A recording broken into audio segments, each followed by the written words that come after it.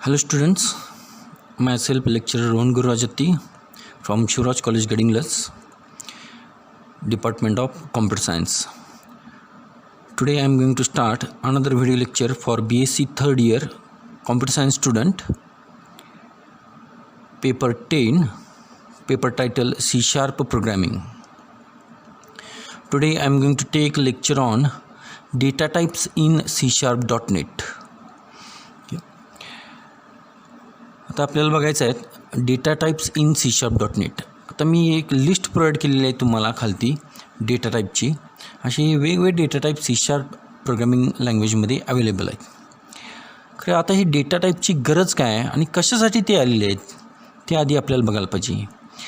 आता ह्या डेटा टाईपचं एक्सप्लेनेशन देण्यासाठी 10 मिनटं पण लागतील, काही जणांना 20 मिनटं लागतील, काही अर्धा तास घेतील, काही जणांना 1 तास पण लागेल, किंवा काही जण 2 तास पण एक्सप्लेनेशन देऊ शकतात. म्हणजे डिपेंड्स ऑन एक्सप्लेनेशन हे डेटा टाईपचा काय महत्त्वाचं आहे हे आपल्याला सांगता येते. ओके, मग एकदम इम्पॉर्टंट टॉपिक आहे डेटा टाईप. का जे त्यातले काही कन्सेप्ट तुम्हाला माहिती नसतील, फक्त आपल्याला डेटा टाईप्स कुठले आहेत तेवढंच माहीत आहे. म्हणजे त्यांची लिस्ट एवढी माहीत असेल, integer, character, float, double, long, ह्या टाईपचे डेटा टाईप्स तुम्ही C++मध्ये किंवा अदर प्रोग्रामिंग लँग्वेजमध्ये, फॉर एक्झाम्पल जावा ह्याच्यामध्ये ते शिकला असणार.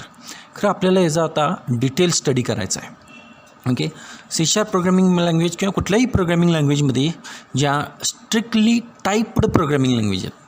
Okay, strictly typed programming language म्हणजे काय? टाईप्ड म्हणजे काय? इथं डेटा टाईप प्रोग्रामिंग लँग्वेज म्हणजे आपल्याला त्याच्यामध्ये डेटा टाईप यूज करायला लागणार. व्हेरिएबल डिक्लेअर करताना आपल्याला त्या डेटा टाईप स्पेसिफाय करायला लागणार. अशा प्रोग्रामिंग लँग्वेजला काय म्हटलं जातं? Strictly typed programming language. Okay, मग C# प्रोग्रामिंग लँग्वेज ही स्ट्रिक्टली टाईप्ड प्रोग्रामिंग लँग्वेज आहे. VB.NET आहे, जावा आहे, C++, ह्या काय आहेत? स्ट्रिक्टली टाईप्ड प्रोग्रामिंग लँग्वेज आहेत. मग नॉन टाईप्ड प्रोग्रामिंग लँग्वेज कुठल्या? म्हणजे ज्याच्यामध्ये टाईप आपल्याला स्पेसिफाय करायला लागत नाही, म्हणजे व्हेरिएबलचा डेटा टाईपच स्पेसिफाय करायची गरज नाही आहे. मग अशा लँग्वेजेस आहेत, म्हणजे फॉर एक्झाम्पल पायथॉन आहे, त्याच्यानंतरनं PHP.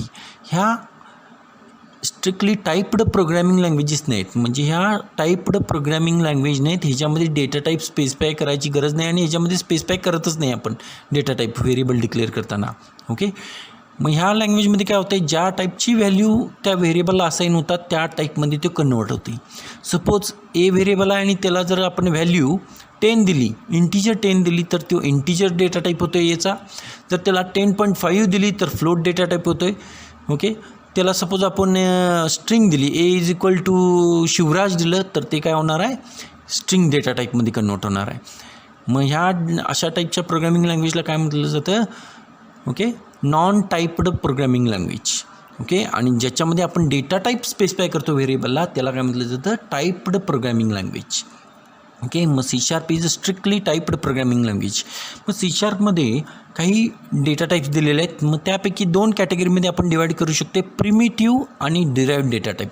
आता प्रिमिटिव्ह म्हटल्यावर काय येणार आहे? जे काही इनबिल्ट डेटा टाईप्स आहेत, फॉर एक्झाम्पल इंट आहे इंटिजरसाठी, फ्लोट आहे, लॉंग, त्यानंतरनं कॅर, त्यानंतरनं डबल आहे, बाईट, त्याच्यानंतरनं यस बाईट, त्यानंतरनं unsigned integer UINT. Okay, U long. असे हे वेगवेगळे जे काही डेटा टाईप्स आहेत हे ना आपण काय म्हणू शकतो? Primitive data type. आणि नेक्स्ट आहेत ते डिराइव्ड डेटा टाईप. डिराइव्ड म्हणजे काय? तयार केलेले डेटा टाईप. मग तयार कोणापासून करायचे? हे जे काही प्रिमिटिव्ह डेटा टाईप्स आहेत ह्यांचाच यूज करून मी काय करणार आहे? डिराइव्ड डेटा टाईप तयार करणार आहे. आता इंटिजर ॲरे असू शकते, फ्लोट ॲरे असू शकते, लॉंग ॲरे असू शकते. आपण C++ प्रोग्रामिंग लँग्वेजमध्ये बघितलं असतं, आपण ज्यावेळी ॲरे डिक्लेअर करतो आहे एकतर इंटिजर टाईपचा किंवा फ्लोट टाईपचा किंवा लॉंग टाईपचा.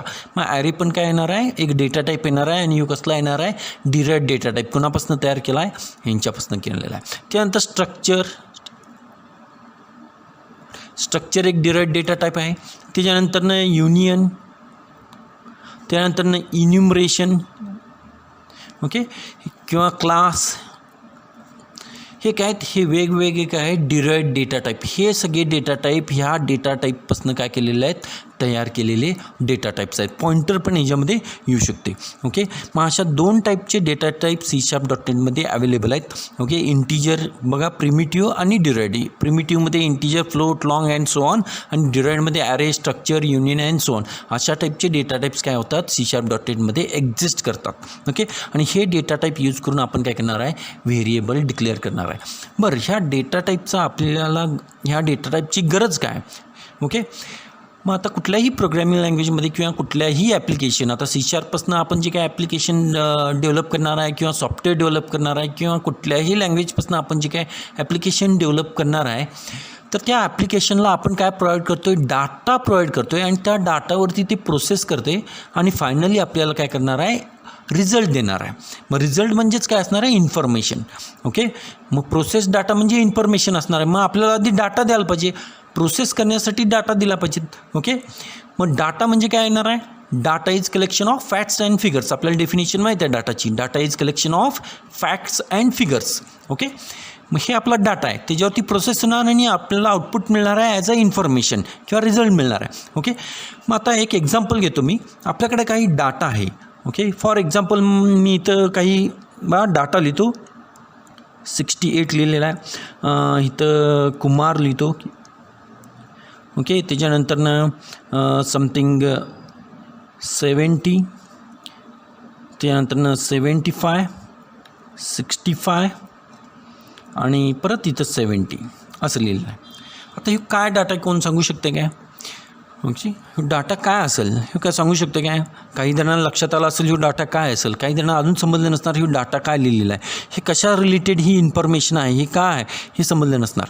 मग आता मी हे काय करतो, ह्यो डाटा काय आहे तुम्हाला आयडेंटिफाय करण्यासाठी ह्याच्यासाठी बघा काय करतो, इथं मी काय करतो, बघा PHY CHE chemistry, physics, chemistry, maths, आणि इथं देतो IT इन्फॉर्मेशन टेक्नॉलॉजी.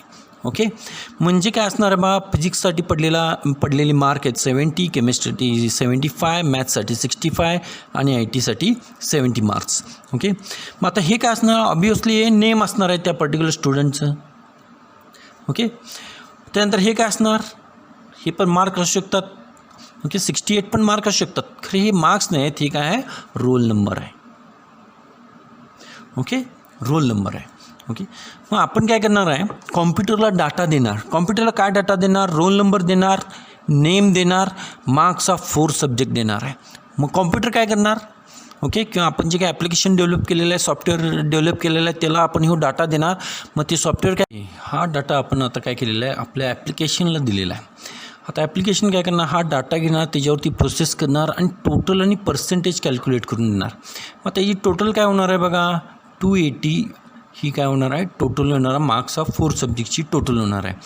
आणि जर पर्सेंटेज कॅल्क्युलेट केला तर पर्सेंटेज काय होणार आहे, 280 डिवायडेड बाय 4, तर काय मिळणार आपल्याला 70 मिळणार आहे. 280 डिवायडेड बाय 4 आपल्याला काय मिळणार, 70 मिळणार आहे. ॲक्च्युली पर्सेंटेज असतात हे पॉईंटमध्ये पण असू शकतात, 70.5, 70 समथिंग.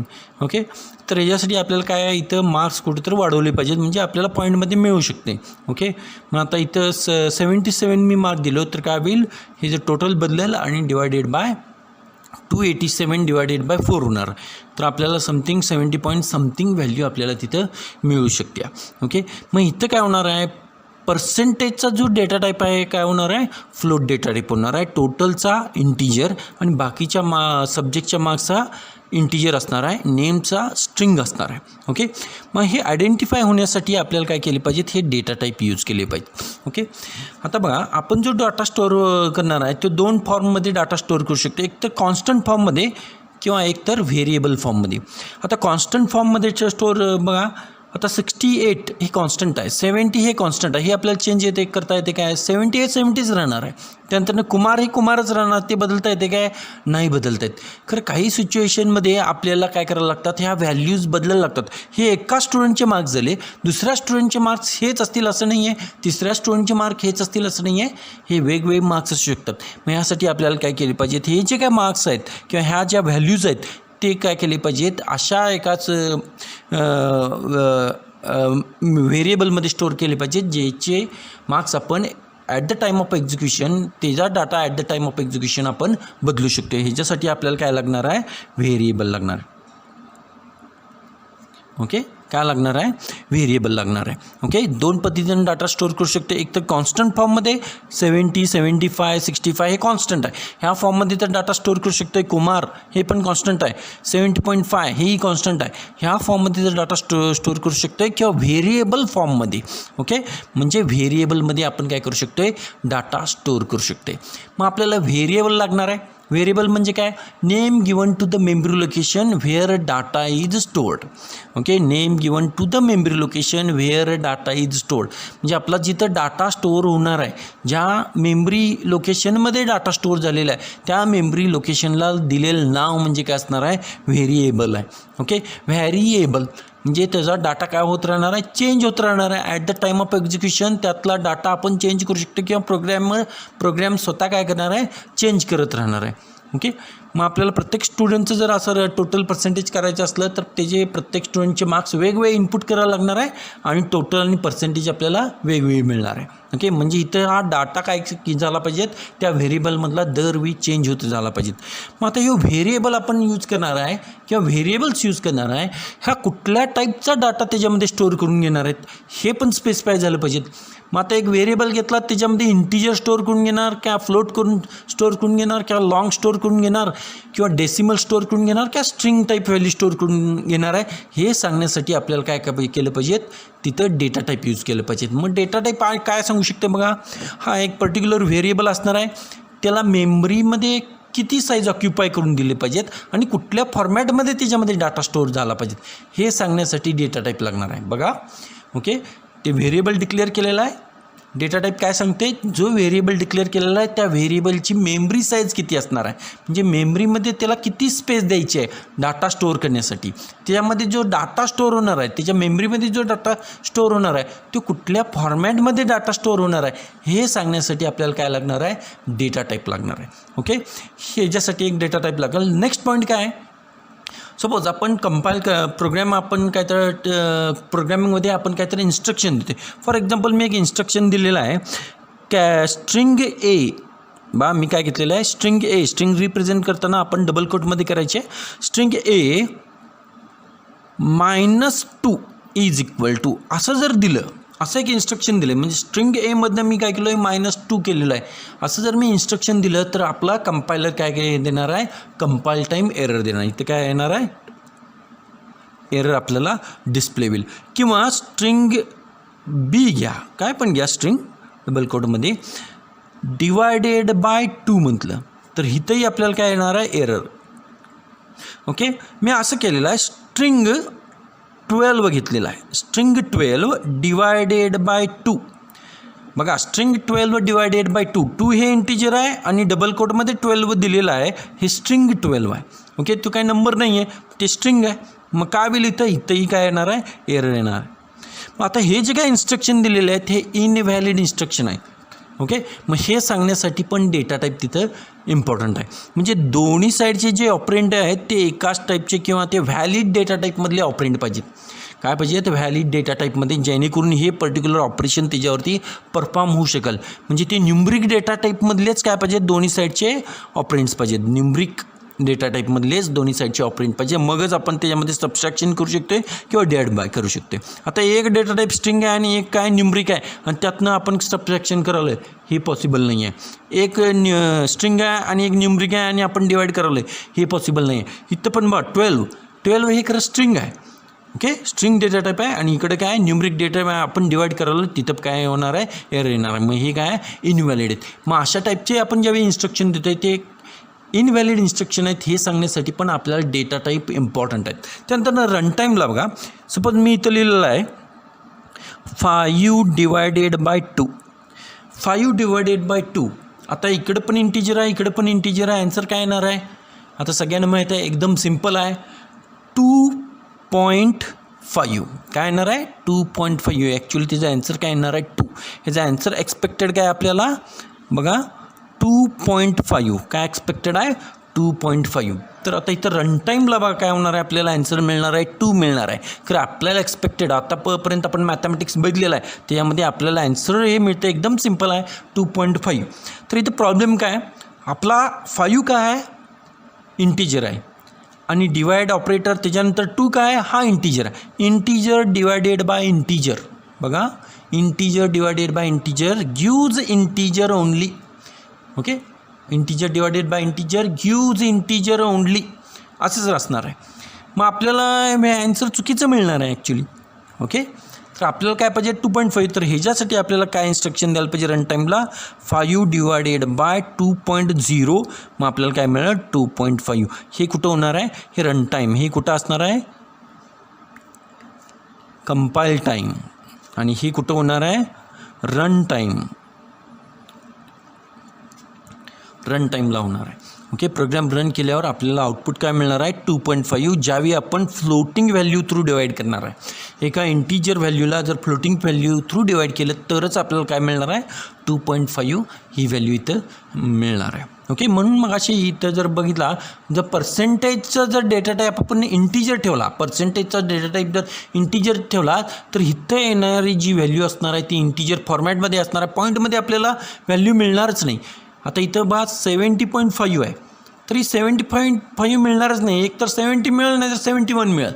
आपल्याला काय मिळणार, एक तर 70 नाही तर 71 पॉईंटमधली व्हॅल्यूच आपल्याला मिळणार आहे. मग पर्सेंटेज हे पॉईंटमध्ये असू शकतात काय, नाही, पर्सेंटेज हे काय असणार आहेत फ्लोटमध्येच असणार आहेत. मग ह्याच्यासाठी आपल्याला काय केलं पाहिजे, तो डेटा टाईप स्पेसिफाय केला पाहिजे. मग पर्सेंटेजचा डेटा टाईप एक तर फ्लोट पाहिजेत, नाहीतर एक तर डबल पाहिजेत, नाहीतर एक तर डेसिमल पाहिजे. डेसिमल डेटा टाईप हे C#मध्ये आपल्यासाठी नवीन आहे. ओके, मग ह्या फॉर्मॅटमध्ये आपल्याला इथं काय केलं पाहिजे, डेटा टाईप स्पेसिफाय केला पाहिजे. ओके ओके, मी ह्या पद्धतीने बघा लक्षात आलं. रन टाईम इन्स्ट्रक्शनसाठी आपल्याला अशा पद्धतीने द्यायला पाहिजे. जर आपण असं दिलं 5 डिवायडेड बाय 2, तर आपल्याला ॲन्सर काय मिळणार 2. Integer divided by integer gives integer at run time, आणि इंटिजर डिवायडेड बाय फ्लोट जर वापरलं तरच आपल्याला 2.5 मिळणार आहे. ॲक्च्युली 5 डिवायडेड बाय 2चा ॲन्सर 2.5 येतं आहे, खरं इंटिजर डिवायडेड बाय इंटिजर ह्या रिझनमुळे आपल्याला इथं इंटिजरच मिळणार आणि फक्त काय मिळणार आहे 2 हे मिळणार आहे. ओके, मग हे काही प्रॉब्लेम्स आहेत, हे काय कन्सेप्ट आहेत, ह्याच्यासाठी आपल्याला काय करायला लागणार आहे, डेटा टाईप्स आपल्याला शिकायला लागणार आहे. ओके, आता कॉम्प्युटरमध्ये ज्यावेळी डेटा स्टोअर होतो आहे, म्हणजे कॉम्प्युटरच्या मेमरीमध्ये, आता डाटा स्टोअर कुठं होतं आहे, ज्यावेळी आपण ॲप्लिकेशन रन करतो आहे किंवा एका ॲप्लिकेशनला आपण डाटा देतो आहे, तो डाटा कुठं स्टोअर होत असतो आहे, तो डाटा प्रायमरी मेमरीमध्ये स्टोअर होत असतो आहे. आता प्रायमरी मेमरी म्हणजे काय, रॅम मेमरीमध्ये स्टोअर होत असतो आहे. मग तो डाटा कसा स्टोअर होतो, तर तो डाटा स्टोअर होताना बायनरी फॉर्मॅटमध्ये स्टोअर होत असतो. ज्यावेळी आपण कॅरेक्टर ए दिलेला आहे, तर तो डाटा ॲज ए म्हणून काय होणार नाही आहे, कॉम्प्युटर मेमरीमध्ये स्टोअर होणार नाही, बायनरी फॉर्मॅटमध्ये तो काय होणार आहे स्टोअर होणार आहे. ओके, कॅरेक्टर ए आपण दिलेला आहे, तर कॅरेक्टर एची ASCII व्हॅल्यू किती आहे 65. मग 65चं कन्व्हर्जन बायनरी व्हॅल्यूमध्ये होणार आहे. ते कसं होणार आहे, ह्या पद्धतीनं हे बायनरी व्हॅल्यूमध्ये स्टोअर होणार आहे, किंवा बायनरी व्हॅल्यूचं कन्व्हर्जन मी इथं दिलेलं आहे. ओके, फॉर एक्झाम्पल माझ्याकडे डेसिमल बघा 255 आहे, 255 त्याची बायनरी व्हॅल्यू काय येते इथं दिलेली आहे. ओके, 8 टाइम्स 1 येते, 255चं 8 टाइम्स 1. मग 8 टाइम्स 1 कसं आलं, बायनरीमध्ये कन्व्हर्जन कसं, आपण हे फर्स्ट इयरला शिकला असणार. Okay, 2 divided by 255. ओके, मग किती ते 127 ते डिवाईड होणार आहे, रिमाइंडर 1 राहणार आहे. ओके, परत 127ला 2नं डिवाईड करायचं, परत रिमाइंडर 1 63नं ते डिवाईड होणार, अँड सो ऑन. या पद्धतीनं आपल्याला करत जायचं आहे, जोपर्यंत 0 किंवा 1 मिळत नाही तोपर्यंत ते करत जाणार आहे. मग आपल्याला काय मिळणार आहे, हे 1 हे बायनरीमध्ये कन्वर्ट झालेलं मिळणार आहे. बायनरीचं जर इंटिजर डेसिमलमध्ये कन्वर्ट करायचं असलं फॉर्मॅटमध्ये, तर इथंही आपल्याला दिलेलं आहे. हे एक मी एक्झाम्पल सॉल्व केलेलं आहे. ओके, हे 0 पोझिशन आहे, 2:0, 2:1, 2:2, 2:3, 4, 5, 6, 7, 2:7 पर्यंत आहे. 0 to 7 किती बाईट्स आहेत बघा, हे 8 बिट्स आहेत, 8 बिट्स 0 to 7 8 बिट्स. ओके, मग 2 बघा 1 × 2:0 प्लस 1 × 2:1 प्लस 1 × 2:2 प्लस 1 × 2:3 असं जर केला, या पद्धतीने करत जायचं 2:7 पर्यंत. तर 128, 64, 32, 16, 8, 4, 2, 1 हे सगळ्याचं ॲडिशन मिळाल्यावर आपल्याला 255 आन्सर मिळणार आहे. म्हणजे डेसिमलचं मी बायनरीमध्ये कन्वर्ट केलं, बघा बेस 10चं कन्व्हर्जन बेस 2मध्ये म्हणजे बायनरीमध्ये आणि बेस 2चं कन्व्हर्जन बेस 10 म्हणजे डेसिमलमध्ये. तर ह्या पद्धतीनं आपल्याला कन्व्हर्जन मेथड्स आहेत, हे तुम्ही स्टडी करा, लक्षात येईल तुम्हाला कसं आहे ते. ओके, इथं 63चं पण इथं दिलेलं आहे. 63ला 9 बिट्स लागतात बघा. 256ला किती 9 बिट्स लागणार आहेत. ओके, 255ला 8 बिट्स लागणार आहेत. ओके, हे आपण नंतर आणि डिटेलमध्ये बघूया ह्याला काय काय होतं याच्यामध्ये. मग ह्या पद्धतीने डाटा काय होत असते आपल्या मेमरीमध्ये स्टोअर होत असते. ओके, तर स्टोअर होताना सपोज मी एक व्हेरिएबल डिक्लेअर केला, इंटीजर ए व्हेरिएबल डिक्लेअर केला आणि त्याच्यामध्ये समथिंग व्हॅल्यू 10 दिलेली आहे. तर ही 10 व्हॅल्यू कुठं स्टोअर होणार आहे, रॅम मेमरीमध्ये. आता रॅम मेमरीमध्ये काय असणार आहे, मेमरी सेल्स असणार आहेत. असे हे वेगवेगळे काय असणार आहेत, मेमरी सेल्स असणार आहेत. आणि त्या मेमरी सेल्सला काय दिलेलं असणार आहे, नंबरिंग केलेलं असणार आहे. फॉर एक्झाम्पल ह्या मेमरी सेलचा नंबर आहे 101. Okay, 102, 103, 104, 105 and so on. इकडं 100, ओके 100, 99, 98, 97 असं असणार आहे. आणि इकडं काय असणार आहे 105 नंतर 106, 7, 8 अँड सो ऑन. मग आता मेमरी फ्री मेमरी जी काय रॅममध्ये असणार आहे तिथं काय होणार आहे, मेमरी अलोकेशन होणार आहे. कॉम्प्युटर त्याचं ते अलोकेट करते. तर आपण एक इन्स्ट्रक्शन दिलं आहे बघा, आपलं ॲप्लिकेशनमध्ये एक इन्स्ट्रक्शन आहे कॉम्प्युटरला दिलं आहे. इंटीजर डेटा टाईप आहे आणि त्या टाईपचं एक व्हेरिएबल आहे ए, आणि त्याला काय कर त्याला मेमरी अलोकेट कर आणि त्याच्यामध्ये काय व्हॅल्यू स्टोअर कर, 10 व्हॅल्यू. मग कॉम्प्युटर फ्री मेमरी कुठं आहे बघणार, रॅम मेमरीमध्ये. आणि फ्री मेमरी अलोकेट करणार किती बाईट्स, इंटीजरसाठी किती बाईट्स अलोकेटेड आहे, 2 बाईट्स. मग 2 बाईट्स काय होणार आहे तिथं अलोकेट होणार आहे. ओके, आणि त्याच्यामध्ये डाटा काय स्टोअर होणार आहे, 10 हा डाटा इथं स्टोअर होणार आहे. काय स्टोअर होणार आहे, 10. आणि ह्या अलोकेटेड मेमरीचं नाव काय असणार आहे, ए. अलोकेटेड मेमरीचं नाव काय असणार आहे, ए. मग नेम गिवन टू द, मगाशी व्हेरिएबलची डेफिनेशन सांगितली, name given to the memory location. Name given to the memory location 101 आणि 102 is A, where data is stored. Name given to the memory location where data is stored is called as variable. मग आता variable बघा, name given to the memory location 101 is A, where data is stored 10. Okay, ह्या पद्धतीने काय होत असते, memory allocation होत असते. आता फ्लोटला किती आहेत, 4 बाईट्स आहेत. मी काय घेतो, fx घेतो इज इक्वल टू 2.0 किंवा 2.5 असं दिलेलं आहे. fxमध्ये काय होणार आहे, 2.5. मग आता फ्लोटला किती बाईट्स, 4 बाईट्स. आता 4 बाईट मेमरी बघणार, इथं 1, 2, 3 आणि घ्या इथं 106. 4 बाईट्स इथं अलोकेट होणार fxला, आणि fxमध्ये काय स्टोअर होणार आहे, 2.5. इथं काय स्टोअर होणार आहे, 2.5. ह्या पद्धतीने काय होणार आहे, मेमरी अलोकेट होणार. आणि हे कोण इन्स्ट्रक्शन देणार आहे, हे डेटा टाईप इन्स्ट्रक्शन देणार आहे की या पर्टिक्युलर व्हेरिएबलला किती मेमरी अलोकेट करायची आहे. ओके, किती मेमरी अलोकेट करायची आणि त्याच्यामध्ये कुठल्या फॉर्मॅटचा डाटा याच्यामध्ये स्टोअर होणार आहे.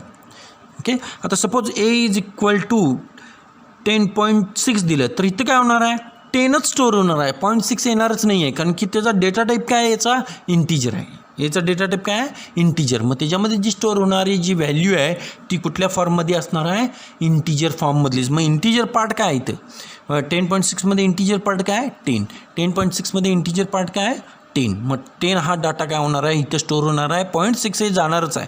ओके, जर हे फ्लोटला दिला तर तिथं ते फ्लोट फॉर्ममध्ये स्टोअर होणार आहे.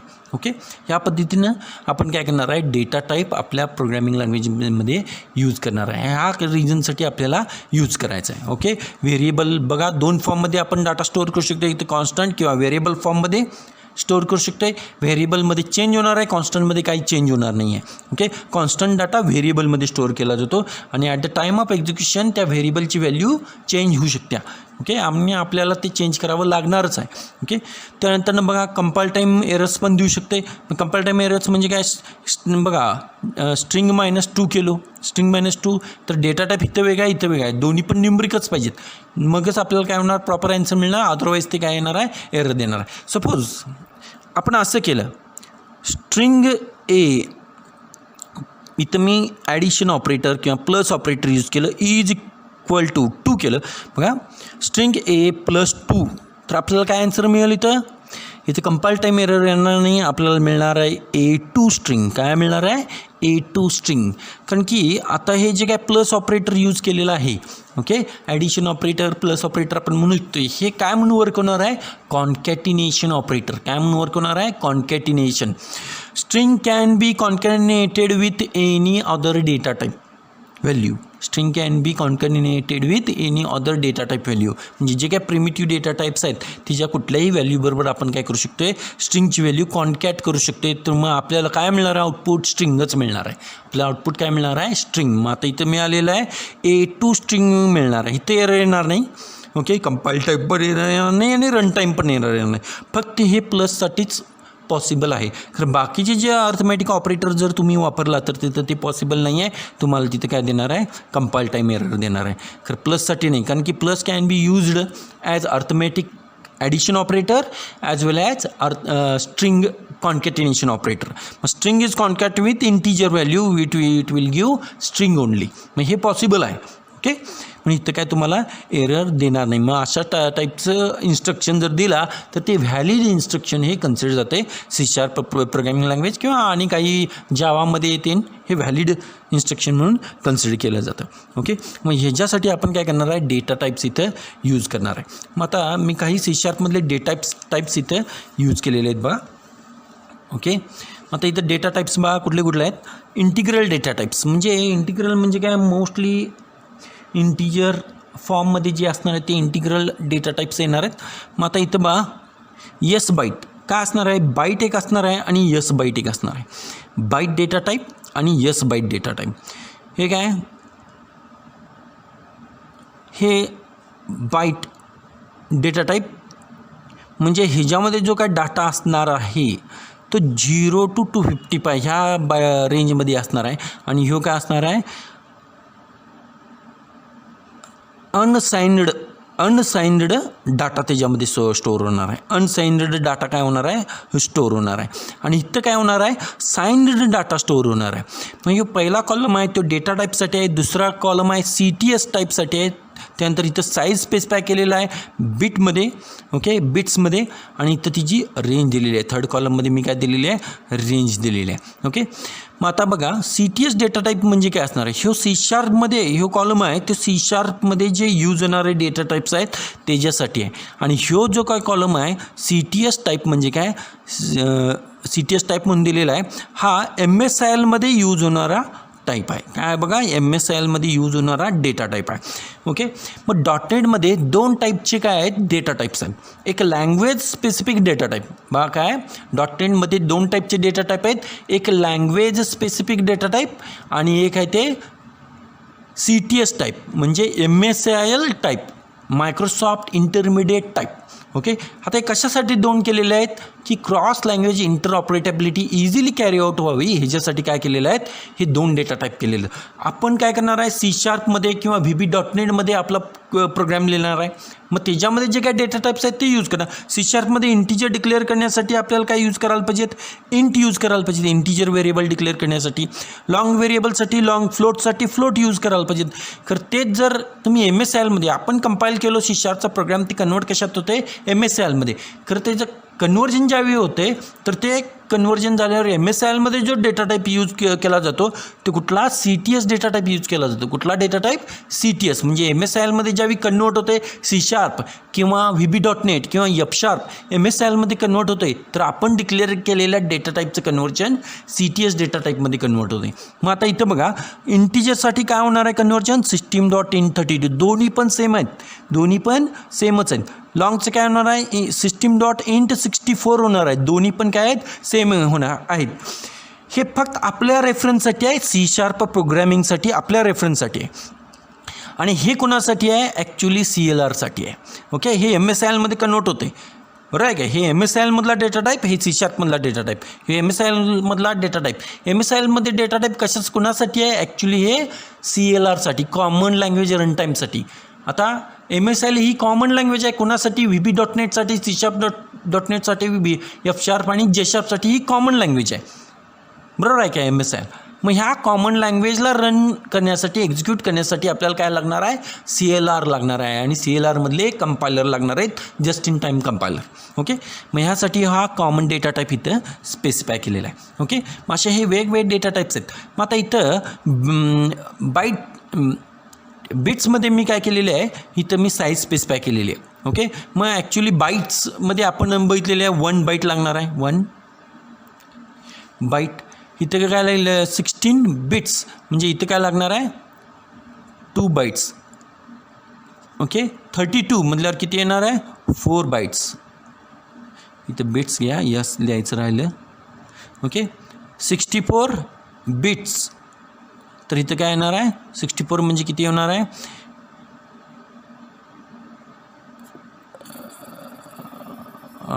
8 बाईट्स. ओके ह्या पद्धतीने ते आहे. मग आपण हे कन्वर्ट करून बघा तुमच्या लक्षात येईल. एक तर बिट्समध्ये विचारतात किंवा बाईट्समध्ये. मोस्टली जे काय तुम्हाला क्वेश्चन विचारतात ते बिट्समध्येच विचारतात. किती बिट्समध्ये डाटा त्या डेटा टाईपची साईज आहे हे विचारलं जातं. म्हणजे ऑब्जेक्टिव्ह टाईप क्वेश्चन पडला तर किती बिट्समध्ये आहे हे विचारलं जातं, बाईट्समध्ये नाही. ओके मग आपल्याला C#मध्ये जे काय डेटा टाईप्स आहेत ते कुठले आहेत बघा. यस बाईट म्हणजे काय signed byte. Okay signed byte आणि कुठला आहे अनसाइन्ड बाईट. ओके मग बाईट फॉर्मॅटमध्ये जर डेटा स्टोअर करायचा असला एक तर साइन्ड असणार आहे किंवा अनसाइन्ड असणार. त्यांचा डेटा टाईप काय ती जी साईज आहे ते एक तर 8 बिट्स किंवा 1 बाईट. आणि इथं पण दिलेलं आहे 8 बिट्स अनसाइन्ड किंवा 1 बाईट असणार आहे. ती रेंज दिलेली आहे बघा -128 to 127. आणि ती जर बाईटची बघितला तर 0 to 255 ही तिची काय दिलेली आहे रेंज इथं स्पेसिफाय केलेली आहे. त्यानंतर शॉर्ट एक डेटा टाईप आहे. शॉर्ट system.int 16 शॉर्ट दिलेला आहे. ओके त्याला किती बिट्स लागणार आहे 16 बिट म्हणजे 2 बाईट्स. मग त्याची ही रेंज स्पेसिफाय केली आहे. आता ही जी काय रेंज आहे ती आपण जर बघितला तर सीमध्ये किंवा CPPमध्ये इंटिजरची रेंज होती तीच रेंज इथं स्पेसिफाय केलेली आहे. -32768 to 32767. Okay he integer data टाईपची जी काय रेंज होती C++मध्ये तीच आपण आता इथं यूज केलेली आहे कोणासाठी शॉर्टसाठी. आणि त्याचा CTS डेटा टाईप काय आहे system.int 16 आहे. त्यानंतर इंटिजर हे स्मॉलमध्ये इंटिजर येते. ॲक्च्युली स्मॉलमध्ये इंटिजर येते. सगळं स्मॉलमध्येच डेटा टाईप आहेत. ते चुकून आपण कॅपिटलमध्ये लिहिलं आहे. इंटिजर डेटा टाईप डिक्लेअर करण्यासाठी इंट कीवर्ड यूज करायला लागणार आहे हे C#मध्ये.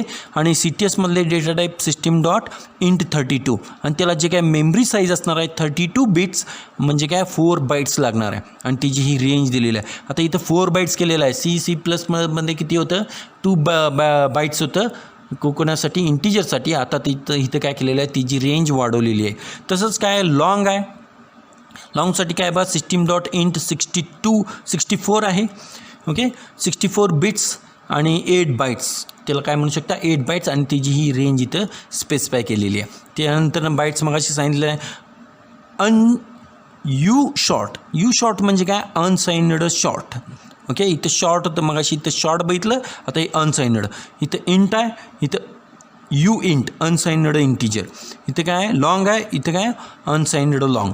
यू लॉंग म्हणजे काय अनसाइन्ड लॉंग. मग त्याच्यासाठी CTS डेटा टाईप इथं स्पेसिफाय केलेला आहे. आणि त्यांची साईज सेमच राहणार आहे कारण तिथे जी काय व्हॅल्यू घेणार आहे त्याच्यामध्ये फक्त पॉझिटिव्ह व्हॅल्यू घेणार आहे. ओके निगेटिव्ह व्हॅल्यू घेणार नाही. कशामध्ये शॉर्ट यू इंट किंवा यू लॉंगमध्ये निगेटिव्ह व्हॅल्यू तिथे घेणार नाही. पॉझिटिव्ह व्हॅल्यू म्हणजे unsigned integer unsigned long unsigned short ह्या टाईपच्या व्हॅल्यूज इथं घेणार आहे. तिचे साईज आणि हे स्पेसिफाय केलेले आहेत. आपल्याला फक्त डेटा टाईप कुठले आहेत ते लक्षात ठेवा. ते साईज पण इम्पॉर्टंट आहे रेंज पण इम्पॉर्टंट आहे. खरं तुमच्या ह्या लेवलला मला वाटत नाही डिटेलमध्ये एवढं विचारतील. ओके नंतर नेक्स्ट आहे हे इंटिग्रेट झालेलं. नेक्स्ट आहे float data type. Floating data type म्हटलं आहे बा. फ्लोटिंग डेटा टाईपमध्ये 3 येतात. फ्लोट डेटा टाईप येते आणि डबल येते. फ्लोटसाठी CTS टाईप काय बघा system.single आहे आणि डबलसाठी system.double आहे. त्यानंतर त्याची साईज दिलेली आहे 32 बिट्स. ओके म्हणजे 4 बाईट्स. आणि इथं काय 64 बिट्स म्हणजे इथं किती येणार आहे 8 बाईट्स येणार आहे. ओके मग इथं पॉझिटिव्ह निगेटिव्ह ह्या व्हॅल्यू किंवा ही रेंज आपण इथं या रेंजमध्ये आपण काय करू शकते डाटा स्टोअर करू शकते. मग आता इथं जो काय डाटा स्टोअर होणार आहे तो कसा होणार आहे बघा. ओके मग फ्लोटमध्ये जो काय होणार आहे तो डाटा आफ्टर डेसिमल पॉईंट ह्याच्यामध्ये 8 डिजिट्स आपण देऊ शकते. आफ्टर डेसिमल पॉईंट आपण किती देऊ शकते 8 डिजिट देऊ शकते. म्हणजे ज्यावेळी आपल्याला जी व्हॅल्यू देणार आहे आणि त्याच्यानंतर ज्यावेळी आपण डेसिमल पॉईंट देणार आहे त्याच्यानंतर किती स्टोअर होऊ शकते 8 डिजिट स्टोअर होऊ शकतात. त्याच्यापेक्षा जास्त घेणार नाही. डबलला किती होणार आहे आफ्टर डेसिमल पॉईंट 16 घेणार आहे. किती घेणार आहे 16 डिजिट्स घेणार आहे. आणि इथं त्याच्यानंतर इथं डेसिमल आहे. डेसिमल का आणलेलं आहे कारण की फ्लोट आणि डबलमध्ये काही प्रॉब्लेम्स येतात. ओके फॉर एक्झाम्पल बा 10 फॉर एक्झाम्पल 10 डिवायडेड बाय 3 किती देणार आपल्याला 3.3333 and so on 333 never ends it goes on continue. जर 3.333 and so on 333 and so on into किंवा इंटू 10 केला तर आपल्याला आन्सर काय मिळणार आहे. इंटू 10 नाही, डिवायडेड बाय 10.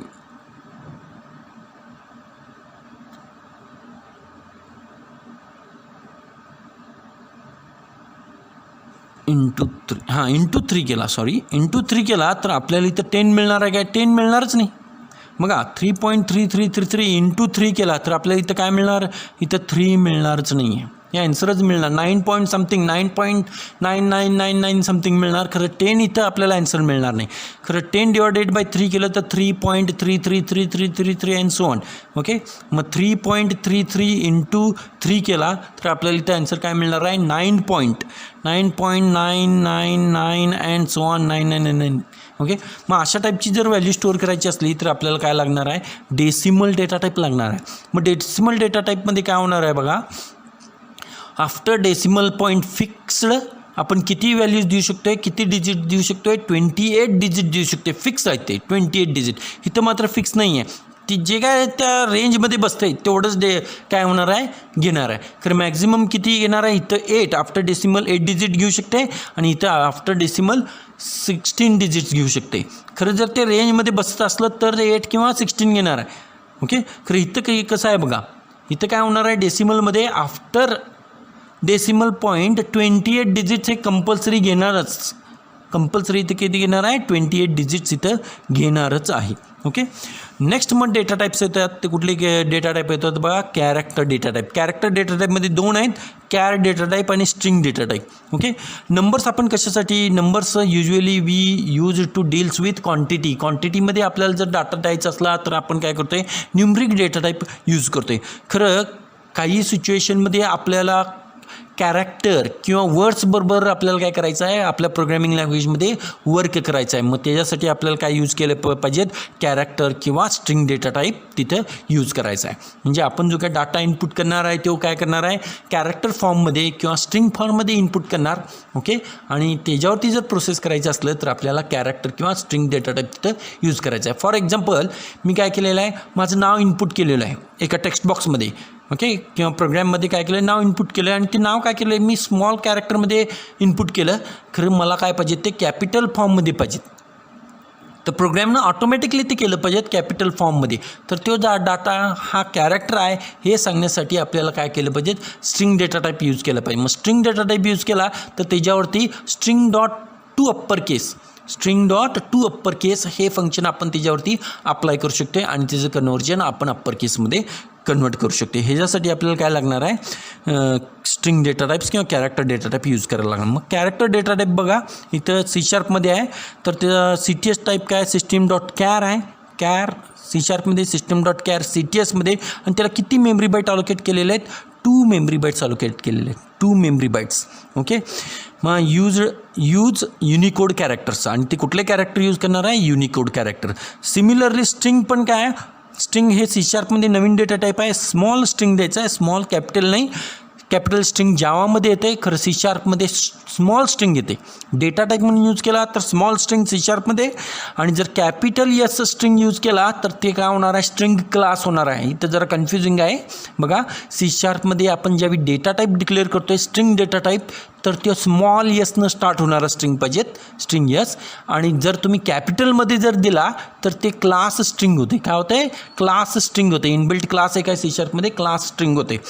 आपण जावामध्ये ज्यावेळी स्ट्रिंग डेटा टाईप डिक्लेअर करतो आहे तो compulsory yes start with capital yes. String start with capital yes. Capital yes string हे जावामध्ये यूज केले जातं ॲज अ डेटा टाईप. खरं C# स्मॉल स्ट्रिंग म्हणून आपल्याला स्ट्रिंग तिथं यूज स्मॉल यस स्ट्रिंग तिथं काय करायला लागणार आहे यूज करायला लागणार आहे. त्या CTS डेटा टाईप काय बघा सिस्टीम डॉट स्ट्रिंग आहे. ओके, आणि ते पण काय करतं आहे यूज युनिकोड कॅरेक्टर. आता युनिकोड काय आहे आणि 2 बाईट्स काय आहे बघा. 2 बाईट्स C++ आपण फक्त 2 बाईट्स घेतलेले. सॉरी कॅरेक्टरसाठी काय होतं 1 बाईट होतं, तर इथं काय आहे 2 बाईट्स आहे C#मध्ये. कॅरेक्टरसाठी C++मध्ये 1 बाईट आहे, खरं C#मध्ये 2 बाईट्स. आता 2 बाईट्स घ्यायची काय गरज आहे, तर मग आपण जे C++मध्ये जे यूज केलेले जे काय कॅरेक्टर्स होते आधी, हे ASCII कलेक्शन होतं. ASCII कलेक्शनमधले कॅरेक्टर्स होते. मग ASCII कलेक्शनमध्ये कॅरेक्टर्स किती आहेत, 0 to 255. बघा किती आहेत ASCII कलेक्शनमध्ये, किती आहेत, American standard code for information interchange हा जो काय ASCII कोड आहे, ह्याच्यासाठी जे काय कॅरेक्टर्स डिफाईन केलेले आहेत किंवा ASCII व्हॅल्यूज डिफाईन केलेले आहेत, ह्याच्यामध्ये जे काय कॅरेक्टर सेट आहेत त्यांच्यासाठी जे काय ASCII व्हॅल्यू डिफाईन केले आहेत ते ASCII व्हॅल्यू किती आहेत, 0 to 255. 0 to 255 म्हणजे टोटल किती झालं बघा, 0 to 255 म्हटल्यावर 256 कॅरेक्टर आहेत कशामध्ये, ASCII कलेक्शनमध्ये. ओके, तर त्यांनी काय केलेलं आहे, कॅपिटल एसाठी बघा, कॅपिटल एसाठी किती आहे 65, कॅपिटल बीसाठी किती आहे 66, कॅपिटल सीसाठी 67 अँड सो ऑन. कॅपिटल झेडसाठी किती आहे 90. तसंच स्मॉल एसाठी 97, स्मॉल बीसाठी 98, स्मॉल सीसाठी 99 अँड सो ऑन. स्मॉल झेडसाठी किती आहे 122.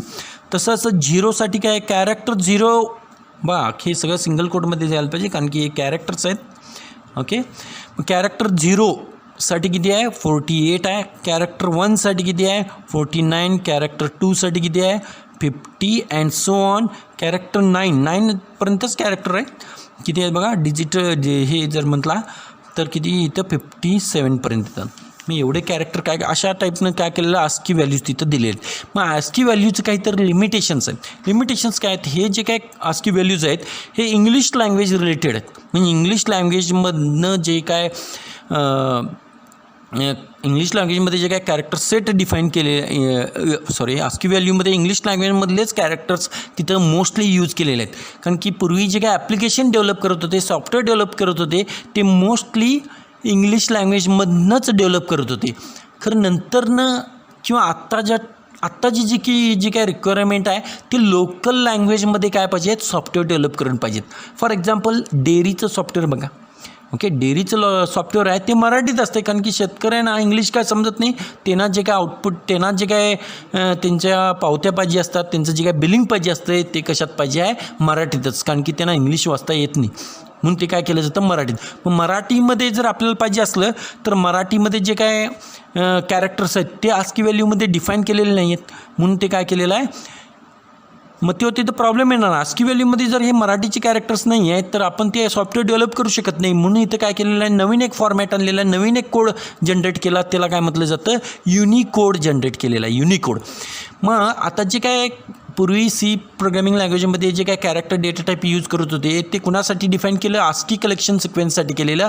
ASCII व्हॅल्यूज ज्या होत्या त्यांच्यासाठी डिफाईन केलेलं आणि त्याची रेंज होती 0 to 255. मग हे सोडून आपल्याला जादा कॅरेक्टर पाहिजेत कारण की हे जर फक्त ASCII व्हॅल्यू यूज केलो तर मराठीमधनं आपण डेव्हलप करू शकत नाही, इंग्लिशमध्येच डेव्हलप करायला पाहिजेत. मग हे वाढवण्यासाठी काय केलेलं आहे, युनिकोड केलं आहे. मग युनिकोड हा त्या रेंजमध्ये बसणार नाही, 1 बाईटच्या रेंजमध्ये किंवा 0 to 255च्या रेंजमध्ये बसणार नाही कारण की त्याच्याकडं कॅरेक्टर्स आहेत ते जास्त आहेत.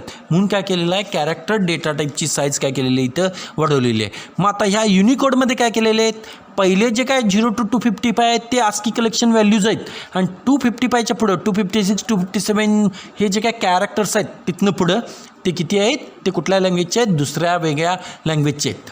मग कुठल्या लँग्वेजचे, पूर्ण जगामध्ये जेवढ्या लँग्वेजेस आहेत मोस्ट पॉप्युलर जे रेकॉग्नाइज लँग्वेज आहेत त्या लँग्वेजचे कॅरेक्टर्स तिथे काय केलेले आहेत डिफाईन केले आहेत. फॉर एक्झाम्पलमध्ये मराठीमध्ये बा काना मात्रा आहे, सेम कशात आहे हिंदीमध्ये पण काना मात्रा तोच आपण वापरतो. मग तेच काय केलेले आहेत कॅरेक्टर, त्या कॅरेक्टरसाठी पण इथं काय केलेले आहे ASCII व्हॅल्यू डिफाईन करून ठेवलेली आहे. ओके, तसंच ज्या तमिळ लँग्वेजेस आहेत त्याच्यामध्ये जे काय कॅरेक्टर यूज होतात, तमिळ आहे, उर्दू आहे, पंजाबी आहे. ओके, त्याच्यानंतरनं अशा वेगवेगळ्या चायनीज आहे, जॅपनीज आहे, फ्रेंचमधल्या काय आहेत, अशा ज्या काय रेकॉग्नाइज लँग्वेजेस आहेत त्यांच्या ज्या काय कॅरेक्टर्स आहेत, त्यांचे जे काय कॅरेक्टर्स आहेत त्यांच्यासाठी रिक्वायर्ड असलेले जे ASCII व्हॅल्यूज आहेत किंवा ज्या व्हॅल्यूज आहेत ते युनिकोडमध्ये काय केलेले आहेत डिफाईन करून त्या कॅरेक्टरसाठी एक कोडिंग करून ठेवलेलं आहे. कोड नंबर दिलेला आहे आणि तो युनिकोडमध्ये स्टोअर केला आहे. मग हा युनिकोड 1 बाईटमध्ये स्टोअर होणार नाही, 1 बाईटच्या कॅरेक्टरमध्ये स्टोअर होणार नाही आहे. ओके, म्हणून इथं काय केलं आहे, C# प्रोग्रॅमिंग लँग्वेज किंवा ज्या काय ॲडव्हान्स प्रोग्रॅमिंग लँग्वेजेस आहेत, जावा आहे, C# आहे, VB.NET आहे, F# आहे किंवा आणि वेगवेगळ्या प्रोग्रॅमिंग लँग्वेजेस आहेत, ॲडव्हान्स आहेत, C++ सोडून, तर त्याच्यामध्ये जी साईज वाढवलेली आहे ह्या रिझनसाठी. ओके, म्हणून हे कशासाठी साईज वाढवली आहे ही तुमच्या आता लक्षात आली असणार. त्यानंतर स्ट्रिंग डेटा टाईप हे काय करू शकते, स्ट्रिंग फॉर्ममध्ये आपल्याला जर डाटा स्टोअर करायचं असलं स्ट्रिंग डेटा टाईप यूज करू शकते. कॅरेक्टर फॉर्ममध्ये जर डाटा स्टोअर करायचा असला तर कॅरेक्टरमध्ये आपण एकच कॅरेक्टर स्टोअर करू शकतो, तेही सिंगल कोटमध्ये आपण स्टोअर करायचं आहे. या पद्धतीनं सिंगल कोटमध्ये स्टोअर करायचं आहे. आणि जर स्ट्रिंग डेटा टाईपमध्ये जर डाटा स्टोअर करायचा असला तर तो डबल कोटमध्ये n number of character store करू शकतोय. शिवराज कॉलेज हे कॅरेक्टरमध्ये आपल्याला स्टोअर करता येणार नाही. हे आपल्याला कसं केलं पाहिजे, स्ट्रिंगमध्ये. आणि स्ट्रिंगमधला डाटा स्टोअर करण्यासाठी आपल्याला डबल कोट तिथे यूज करायचा आहे. आणि जर character data type data store करायचा असला तर आपल्याला तिथे काय केलं पाहिजे, सिंगल कोटमध्ये स्टोअर करायचं आहे. आणि कॅरेक्टरमध्ये एकच कॅरेक्टर स्टोअर होणार आहे. स्ट्रिंगमध्ये n number of characters within double quote आपण स्टोअर करू शकते. आणि एक कन्सेप्ट आहे स्ट्रिंग इज इम्युटेबल. आपण इम्युटेबल ही कन्सेप्ट काय आहे ती आपण नंतर बघायची आहे. स्ट्रिंग इज इम्युटेबल एवढं लक्षात ठेवा. आता तर आपण ते नंतर बघूया, आपण डिटेलमध्ये बघणार आहे स्ट्रिंग इज इम्युटेबल. नेक्स्ट काही डेटा टाईप्स आहेत C#.NET मध्ये. आता आपल्याला जरा फास्ट घ्यायचं आहे. Boolean data type. बघा काय बुलियन डेटा टाईप, आता हे नवीन आहे. बुल डेटा टाईप system.boolean हे CTS टाईप आहे आणि त्याच्यासाठी रिझर्व आहे ते 1 बाईट आहे किंवा 1 बाईट ही मेमरी अलोकेट केलेली आहे.